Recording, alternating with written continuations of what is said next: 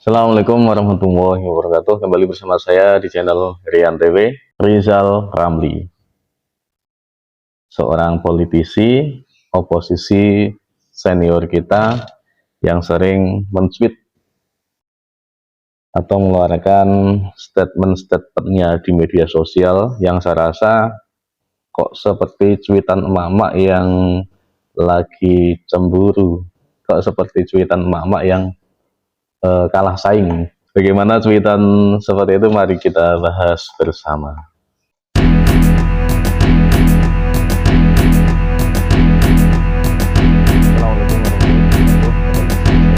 Oke, sebenarnya saya sekilas melihat profil Rizal Ramli itu sebagai seorang penggerak ya, mahasiswa saat itu ya. Saya pernah dulu ketemu ketika di kampus, beliau mengadakan sebuah acara tentang sebuah perubahan atau pergerakan yang saat itu sekitar tahun 2005 ya. Saat itu dia seminar di kampus saya tentang perubahan, tapi saya lupa substansial dari acaranya itu apa. Dan itu pertemuan yang pertama saya, bukan yang pertemuan yang pertama, pertemuan yang sekali itu saja dalam hidup saya sampai detik ini. Dan saya berpikir Rizal Ramli oke juga ya dari segi face-nya, dari segi ya kalau dijadikan presiden itu saat itu saya mengatakan bahwa ini cocok kalau jadi presiden.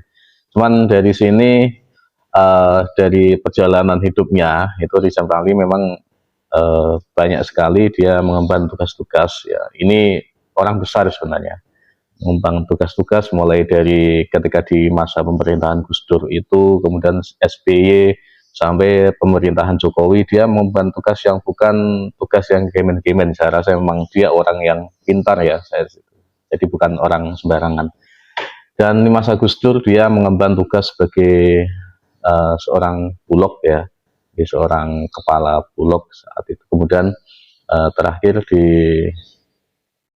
masa pemerintahan Jokowi sebelum diangkat menjadi Menteri Koordinator Menko Maritim, dia diangkat menjadi seorang menteri, seorang kepala, diangkat menjadi komisaris salah satu BUMN yang saat itu cuma menjabat beberapa bulan. Kemudian setelah itu diangkat menjadi Menteri Koordinator Kemaritiman, jadi Menko Maritim dan Manifest itu. Cuman di pemerintahan Jokowi, Rizal Ramli ini tidak terlalu lama ya, karena mungkin orangnya terlalu kontroversial, yang tidak bisa mengikuti pemerintahan. Karena ya kita tidak bisa pungkiri bahwa ketika dalam sebuah tim itu ada seorang yang suka ngeyelan, ada seseorang yang tidak sejalan dengan tim, maka itu akan menghambat. Sebagus apapun orang itu, kalau orang itu tidak bisa diatur, ya tidak bisa diatur, kemudian suka ngeyel dan tidak mengikuti sebuah perintah atau sebuah kesepakatan yang disetujui, maka orang itu cuma akan menjadi sebuah pengganggu ataupun hanya sebagai sebuah parasit yang ada di situ. Ini sepintar apapun ya, ketika orang itu tidak bisa kerjasama dalam sebuah pekerjaan, kerjasama dalam sebuah tim, maka hanya akan menjadi sebuah parasit. Mungkin ini salah satu alasan Jokowi memecat dia atau mereshuffle dia dari Menteri Koordinator Kemaritiman kemarin. Kalau dari kinerjanya saya rasa, saya pikir dari track recordnya yang sudah menjabat banyak sekali jabatan, kita tidak bisa memungkiri bahwa dia memang saya akui orang hebat dan bukan orang sembarangan. Cuman sampai kesini kok sepertinya kehebatannya itu ditutup-tutupi oleh sesuatu hal yang kualitasnya cuman kualitas orang emak-emak rumahan yang suka nyinyir saja. Katakanlah yang sesuatu hal yang tidak substansial ya, kemarin ketika undangan pernikahan Kaisang itu kan diundang sebenarnya, cuman dia tidak hadir dengan alasan apa kayak itu, ya itu cuman alasan saja, karena memang di masa pemerintahan Jokowi dia seperti reshuffle, mungkin masih sakit hati. Itu tidak bisa dipungkiri, kemungkinan sakit hati masih ada seperti itu. Tapi yang tidak bisa kita terima ataupun tidak bisa kita apa ya, tidak bisa kita bayangkan yang keluar dari mulut Rizal Ramli ini, yang keluar dari apa pikiran Rizal Ramli ini, itu kok seperti kelas emak-emak saja, bukan kelas seorang Rizal Ramli yang katanya dulu seorang penasihat ekonomi di PBB. Itu kayak hilang ya marwahnya di situ karena sebuah apa sakit hati, kemudian dia nyinyir ya. Saat itu dalam pernikahan Kaisang dia nyinyir bahwa intinya seperti ini, pernikahan di Jokowi itu sudah mengalahkan sultan-sultan di Jogja ataupun di Solo, yang ini adalah sebuah metamorfosa dari seorang yang kecil kemudian dia bisa menjadi mengalahkan raja-raja yang ada di Jogja dan Solo. Kalau kita bisa melihat Jokowi memang sekarang sebagai raja ya, raja di raja yang menguasai wilayah yang sangat luas di Indonesia. Ya, dulu kerajaan kayak kerajaan Jogja ini tidak mendiskreditkan ya, cuman paling menguasai di berbagai tempat saja, katakanlah ya di wilayah Jogja saja sekitarnya ya, tidak terlalu luas wilayahnya. Dan katakanlah Solo, Kasunanan Solo juga tidak terlalu luas, ataupun Majapahit yang dulu dalam catatan sejarah itu wilayahnya sampai ke Kalimantan, sampai ke Papua, ataupun sampai ke daerah Melayu itu, tapi bukti sejarah itu masih bisa debatkan, dan itu sepertinya tidak seluas itu.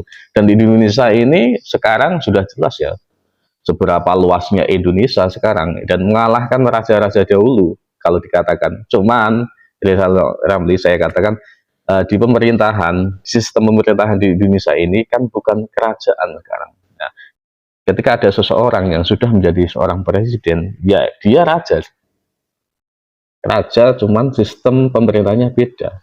Dia seorang pemimpin kan, sama seperti raja-raja dulu, dan ini lebih luas lagi lingkupnya, tidak seperti zaman kerajaan-kerajaan dulu yang terpecah, ataupun kerajaan-kerajaan dulu yang wilayahnya tidak terlalu luas, cuman kerajaan Sunda ya daerah Sunda saja, kemudian kerajaan kerajaan Demak ya wilayahnya tidak terlalu luas seperti itu ya. Ini kalau dikatakan Rizal Ramli ini melebihi Sultan Jogja dan Solo, iya memang ini melebihi, karena seorang Jokowi itu kalau diibaratkan, kalau dalam sistem monarki kerajaan ya dia seorang raja besar, raja di raja yang menguasai wilayah-wilayah Jogja, wilayah Solo, dan seperti itu. Ini yang perlu dipelajari agar Rizal Ramli ini tidak lupa bahwa Indonesia ini begitu luasnya. Cuman ada perbedaan pemerintahnya saja, yang dulu sebuah kerajaan, sekarang sebuah negara demokrasi yang siapapun bisa menjadi seorang raja besar di Indonesia. Jadi kalau cuitan Rizal Ramli seperti itu kemudian dijawab Gibran iya saja, ya patut, karena itu jawaban yang singkat saja, jawaban yang berkelas, yang ditujukan kepada seorang yang suka nyinyir, seperti emak-emak yang kualitasnya saat ini tidak bisa, yang kualitasnya saat ini ya sekelas emak-emak, tidak seperti seorang Rizal Ramli yang dulu secara track recordnya itu punya jejak yang lumayan bagus ya, karena memang dia didapuk sebagai didapuk memimpin sebuah jabatan-jabatan yang penting. Tapi dengan akhir-akhir ini sakit hatinya sekarang dia nyinyir, yang akhirnya menurunkan derajatnya seperti derajat kelas ulama. Seperti itu.